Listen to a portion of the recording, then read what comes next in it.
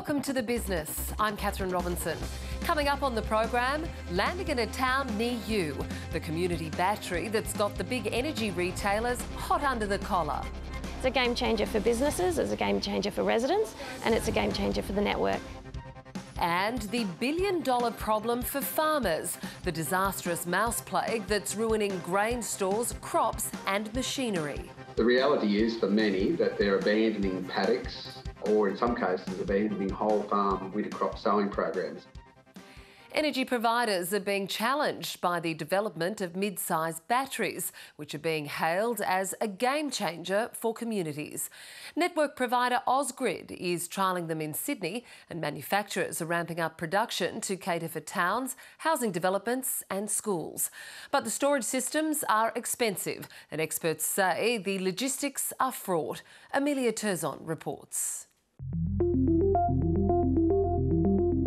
In this old sawmill, innovation is in the works. These solar panels will feed energy into this battery, named after its community, Yakandanda. When it first came in, I was actually very nervous because it's 4 tonne and I've never craned a battery from a truck. He had reason to be protective. It's been a labour of love. It's taken a lot of time, a lot of organisation, a lot of planning. It's had to be shipped here from China. It cost a lot of money, cost about $200,000. The 274 kilowatt hour battery is a big deal for this Victorian town of less than 2,000 people. It will store renewable energy that can power 40 homes. We're incredibly excited. It's the culmination of quite a lot of work. Yakko One will also provide a backup power supply for the town. It's a game changer for businesses, it's a game changer for residents, and it's a game changer for the network. Only 1 in 60 Australian homes have a battery, and for some people the technology is just too expensive. Community batteries like this one aim to make the technology more accessible for everybody. It's not just tiny towns that are looking into these batteries. In Fremantle, a similar battery is going into a greenfields development where every household will have solar panels. They'll be supplying their own electricity from those solar panels during the day and trading with each other via the battery when the sun is not shining. She thinks the concept will bring more renewable energy storage to apartments. Energy economists say they also challenge a market that's set up around long-distance grids. This allows for distributed electricity production to be used locally. And I think if it's taken up will lead to the fragmentation of the electricity system.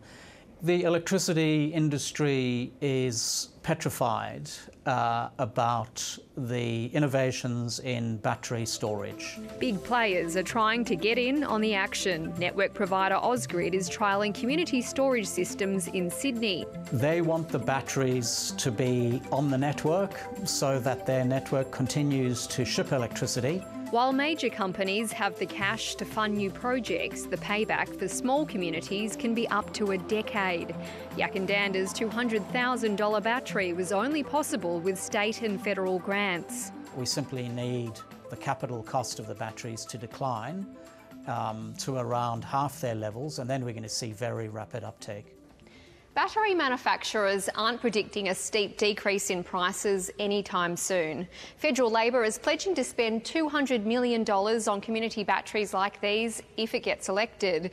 Meanwhile, the current government is spending $50 million on microgrids, including Yakandanda's project. Yakandanda is the little town that could. And Yakandanda is a wonderful case study of communities taking control of their own energy needs. Residents hope they'll inspire other communities. It's just so doable. We've got the technology, we just need to get on and do it. Just like this little town with big ideas. The financial costs are mounting for farmers across New South Wales and Queensland as the mouse plague shows no sign of abating. Some are being forced to abandon their crops altogether, while others are spending tens of thousands of dollars baiting their own farms. The economic impact on the $61 billion agricultural sector could be $1 billion at the farm gate, according to Xavier Martin, Vice President of New South Wales Farmers. He joined me earlier. Xavier Martin, welcome to The Business. Thank you, Catherine. Just how great an economic threat is this plague on the agriculture industry? Well, our survey results that we've just had an enormous response to, more than 1,000 responses in a matter of hours, shows that it's a here and now effect. Farmers, as we speak, are spreading 70 tonne of zinc phosphide bait a day, trying to stay on top of what was a problem that's now turned into a disaster, a plague. And the reality is for many that they're abandoning paddocks or in some cases abandoning whole farm winter crop sowing programs. So look, our overview of it at the moment, it looks like it's at least having a $500 million to a $1 billion effect at farm gate value, which obviously once you multiply that through the economy, whether it goes for domestic food consumption or for export, has a significant multiplier effect. So this is a big risk just within New South Wales to the output at the end of this season. So Xavier, which crops are most at risk and what could that mean for supply and price? Well, I'm continually surprised, Catherine, at the breadth of grain and horticultural crops, the effect it's having, not just on old produce that's in storage, in the packing sheds or what have you, and the rats and the mice are starting to get into it, but into, I guess the big one right now is we're right at the end of the canola window, and farmers are abandoning canola just because they don't have any prospect of controlling the rodents. But look, barley window is maybe got a week or two to run in some parts of the state, so decisions have been made to cut barley out. Wheat still got a few weeks to run. They're the biggies. What's your personal experience? I know that you operate a wheat, canola and sorghum farm at Malala on the Liverpool Plains. What's your situation where you are currently? Because it's not just the crops as well, it's machinery that they're getting into. So we've done 5 full farm baitings, mainly by aerial application. And I don't know, countless perimeters and, as well as the damage to the crops, both canola and now mung beans. And we're just apprehensive now as to what we do with our wheat. So, Xavier, what is the economic dilemma of facing a farmer today wanting to plant crops? Well, a farmer sitting on his seeder this afternoon thinking about sowing a crop, if he looks at the 100 hectares in front of him, he knows that's going to cost him at least $2,000 to bait in the next few nights to straight behind sowing. And he knows from form that it's unlikely the government's going to support him in subsequent baitings. So every 100 hectares by 100 hectares, every paddock's getting evaluated, and what farmers are saying is that's too big a financial risk to run. I can't. So what sort of assistance do you need and what do you know that's coming? I know that there's been a request by the governing body to approve the use of a toxic chemical to address the situation. The New South Wales government has offered training courses, but what do you need right now? New South Wales farmers welcomed the announcement from government 10 days ago now, where they, agreed that this was a natural disaster and it was a plague, which is great because Minister Marshall had been calling it a breeding event of all things. And they announced funding to support it, $50 million. And so I think both New South Wales farmers and CWA thought, yes, they're on the right track. They certainly got the first bit right, recognition, got some funding on the table, got the second bit right.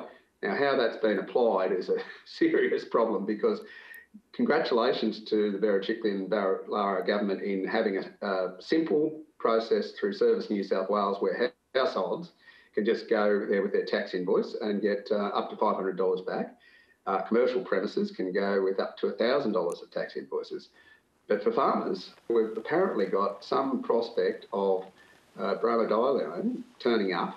The logistics of it just break down in so many ways, Catherine. For a start, the supplier can only supply enough concentrate to bait 20 tonnes a week. And Minister Marshall has announced 20 depots. So we're talking each depot having a tonne of bait available a week. It's just a nonsense, the scale of what's been proposed. We're spreading 70 tonnes of zinc phosphide a day across this state and we're barely staying on top of the problem. We've got permits for doubling the concentrate of zinc phosphide on the bait and for doubling the rate, but we've got implications then as to how many hectares we can treat with that more concentrated rate. So what do you need to fix the situation right now?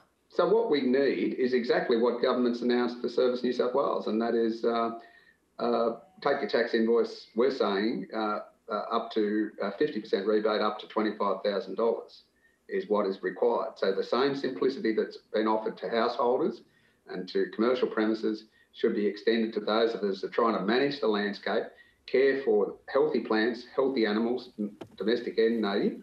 And just to finish that point about toxicity, this bromadiolone, it lasts for 100 to 200 days, Catherine. So I'm hearing from members the impact that has on native animals, birds, on domestic animals. It's a serious risk. Okay. And finally, Xavier, I mean, what are the ramifications economically across the ag industry if this is not addressed now? Oh, look, it's a huge dent. If it goes ahead in the state it is now, anticipating what springtime's going to look like, is, it's going to be a huge dent in the state's recovery from this once-in-a-lifetime drought or 100-year drought we've been through. Also, for a state trying to recover from the effects of COVID, the multiplier effect I touched on earlier, I don't know how many billions it'll be, Catherine, but it's a serious threat. Xavier Martin, thank you very much for joining us and all the best. Thank you, Catherine.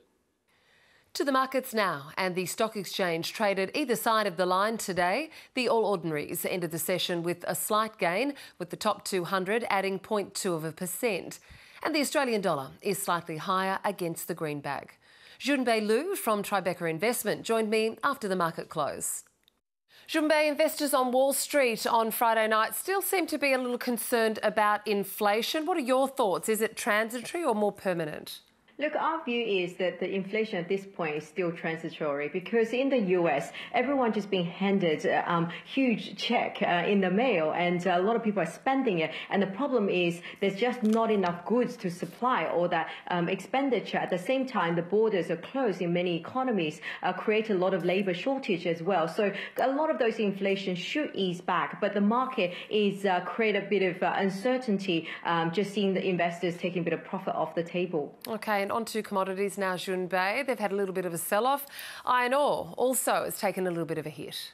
Oh, absolutely. We're seeing weaknesses across the copper, iron ore, and quite a lot of other commodities. Now, first of all, we need to address that 2 weeks ago, a lot of those commodities has had a huge rally, and now we're just seeing them returning to more normalized levels. There was a little bit of speculation in the last couple of weeks, and we just seeing them easing back off. And now, of course, at the same time, this coincides with investors taking a little bit of profit off the table, since a lot of those companies in the resource sectors have done incredibly well. And in company news today, Kogan's up almost 10%. Yeah, that's been incredible. Look, Kogan share price went down significantly yesterday on the back of a profit warning. However, today, interestingly, it is the short sellers actually driving the price higher because the stock that they borrowed are being recalled. So that has created a bit of a short-term buying in the stock, but it shouldn't be long-lasting. And Zip announced that it is expanding into new markets.